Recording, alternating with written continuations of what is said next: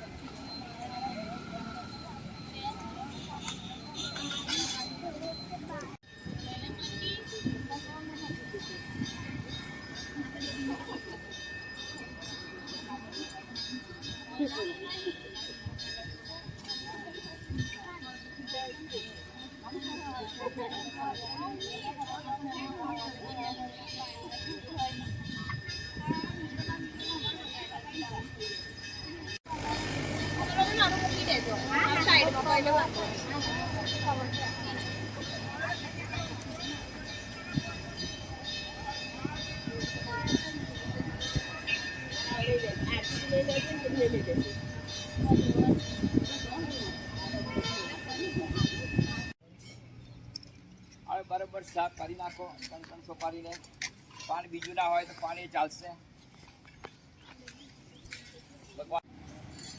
मैं अंडरग्राउंड पहले बे बनाव बना भाई अपने गैराज भाई तो माले मन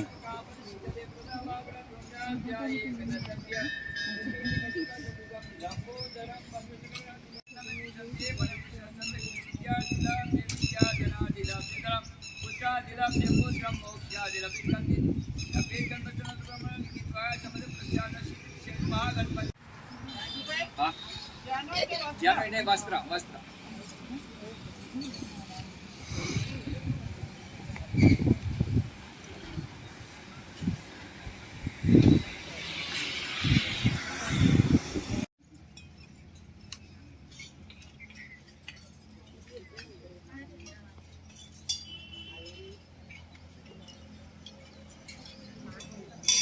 भगवान ने अपने रीति सिद्धि गणपति ने वस्त्र अर्पण कर आपीशु। वस्त्र जड़ाई आपो जे लाया हो तमे वस्त्र भगवान माटे वस्त्र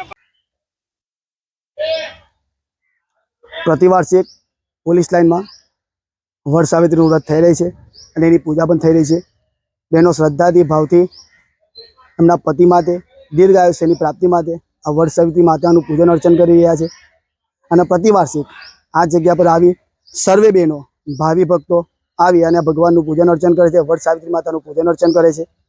તે થકી શ્રદ્ધાથી બધી બહેનો અહીંયા પૂજન અર્ચન કરી પોતાના પતિ માટે દીર્ઘાયુષ્યની પ્રાપ્તિ કરે છે અને પોતાના પતિનું આયુષ્ય સારું રહે તેના માટેનું આ પૂજન અર્ચન કરી રહ્યા છે।